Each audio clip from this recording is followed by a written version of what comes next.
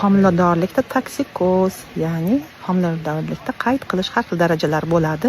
Nimalarga e'tibor berish kerak? Avvalambor toza havo. Ertalab turib toza havoda yurish kerak. Keyin ertalab turib oz biron narsa yeb olish kerak. Ertalabki sayr, kechki sayr.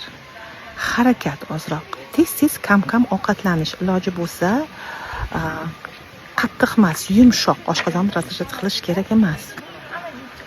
Undan tashqari muhitni almashtirish. Masalan, siz bitta joyda yashaysiz, masalan, qaynisi onangizga borib keling. Demak, muhitni almashtirish kerak. Asabiylashish mumkin emas. Uydagilaringiz, atrofdagilaringiz hammasi sizga yaxshi munosabatda bo'lish kerak. Faqat yaxshi narsalar o'ylash kerak. Bir kunda 2-3 marta qayd qilish, ko'ngil aynish bu juda yengil darajasi hisoblanadi. Dori-darmonsiz ham yaxshi bo'ladi. Imbirli choy ichsa bo'ladi. Imbirni sokka qo'shib ichsa bo'ladi. Yoki yana qayd qilishingiz ko'paysa vitamin B6 yordam beradi. Ichadigan formalari ham bor.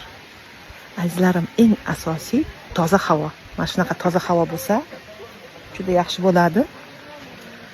Hozir toifali akusher-ginekolog, reproduktolog xirurg Qobulova Gulbahor Pirimkolovna. Sog' bo'linglar azizlarim.